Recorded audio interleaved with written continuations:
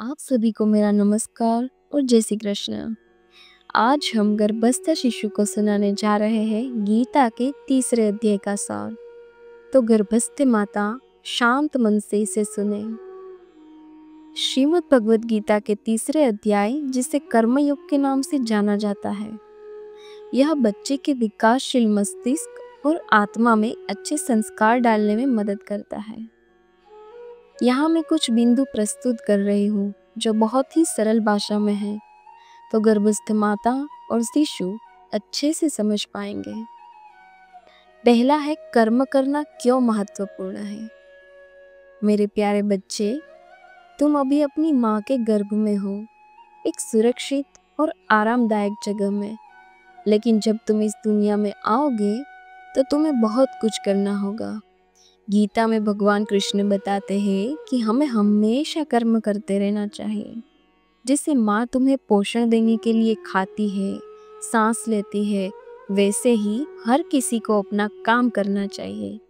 बिना काम किए कोई भी जीवित नहीं रह सकता। कर्म करने से हमें खुशी मिलती है और हम उपयोगी महसूस करते हैं।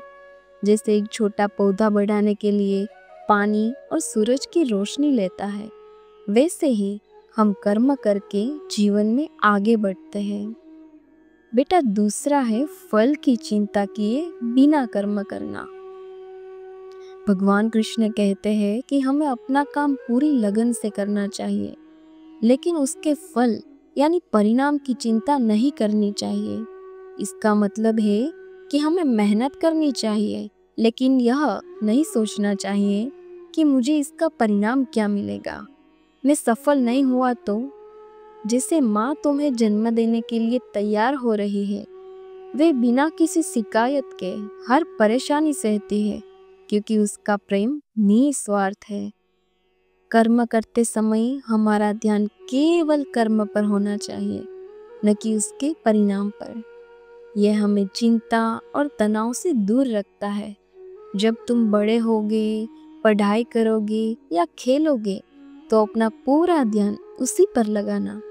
परिणाम अपने आप अच्छे आएंगे। बेटा, तीसरा है कर्तव्य और निस्वार्थ सेवा। यह अध्याय हमें सिखाता है कि हमें अपना कर्तव्य निभाना चाहिए। हर व्यक्ति का एक कर्तव्य होता है। जैसे सूर्य हमें रोशनी देता है, नदियाँ पानी देती है और पेड़ फल देते हैं, वे सब अपना कर्तव्य निभाते हैं बिना किसी स्वार्थ के। हमें भी दूसरों की भलाई के लिए काम करना चाहिए। निस्वार्थ सेवा सबसे महान कर्म है। जब हम दूसरों के लिए कुछ अच्छा करते हैं तो हमें सच्ची खुशी मिलती है। जैसे माँ तुम्हें अपने भीतर पाल रही है, वही उसकी निस्वार्थ सेवा है। बेटा, चौथा है कर्मों से बंधना नहीं है। भगवान कृष्ण बताते हैं कि हमें अपने कर्मों से बंधना नहीं चाहिए। इसका मतलब है कि हमें अपने कर्मों को इस तरह से करना चाहिए कि वे हमें अहंकार, लोभ या भय से ना जोड़े। हमें ऐसा सोचना चाहिए कि हम यह काम दुनिया की भलाई के लिए कर रहे हैं या भगवान की सेवा के रूप में कर रहे हैं। जब हम इस भावना से कर्म करते हैं तो वह हमें मुक्ति की ओर ले जाता है और हमें आंतरिक शांति देता है। बेटा, पांचवा है श्रेष्ठ व्यक्ति का उदाहरण। यह अध्याय यह भी कहता है कि श्रेष्ठ व्यक्ति जैसा आचरण करते हैं, दूसरे लोग भी उनका अनुसरण करते हैं। इसीलिए हमें हमेशा अच्छे और सही काम करने चाहिए, ताकि हम दूसरों के लिए एक अच्छा उदाहरण बन सके। जब तुम बड़े होगे तो तुम्हारे छोटे भाई बहन या दोस्त तुम्हें देखकर सीखेंगे। इसीलिए हमेशा अच्छा बनने की कोशिश करना।